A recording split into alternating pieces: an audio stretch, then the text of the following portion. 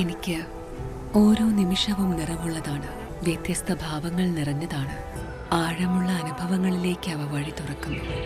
ആസ്വദിക്കൂ തന്മയി ഭാവത്തിൽ. തന്മയി ജ്വല്ലറി, നിലമ്പൂർ. പണിതിട്ടും നവീകരണം പൂർത്തിയാകാതെ കാളികാവ് ബ്ലോക്ക് കുടുംബാരോഗ്യ കേന്ദ്രത്തിലെ ഹബ് ലാബ്. ലക്ഷങ്ങൾ മുടക്കിയ കെട്ടിടം ഇപ്പോൾ ഹബ് ലാബാക്കി മാറ്റുന്ന പ്രവൃത്തി നടക്കുകയാണ്. വൈദ്യുതീകരണത്തിനായി വയറിംഗ് ഉൾപ്പെടെയുള്ളവ ചെയ്യാത്തതാണ് കെട്ടിട നവീകരണം പൂർത്തിയാക്കി ലാബ് പ്രവർത്തനം തുടങ്ങാൻ തടസ്സമായി നിൽക്കുന്നത്. ലക്ഷങ്ങൾ മുടക്കി നിർമ്മാണം പൂർത്തിയാക്കിയ കെട്ടിടം ഏതാനും വർഷങ്ങൾക്ക് ശേഷം വീണ്ടും പുതുക്കിപ്പണിത പ്രത്യേക വാർഡാക്കി മാറ്റി. ഈ വാർഡ് കുറെ കാലമായി വെറുതെ കിടക്കുകയായിരുന്നു.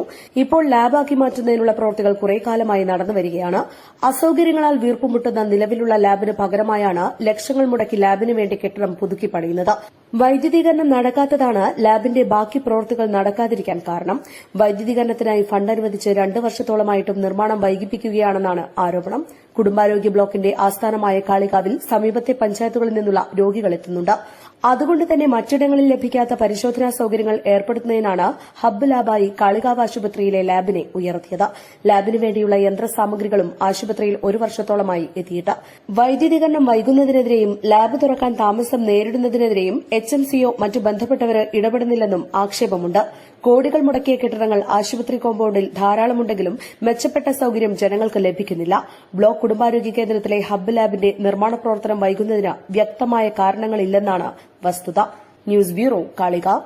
സ്വന്തം ഹൈസ്പീഡ് ഇന്റർനെറ്റ്, നമ്മുടെ സ്വന്തം ഇന്റർനെറ്റ്.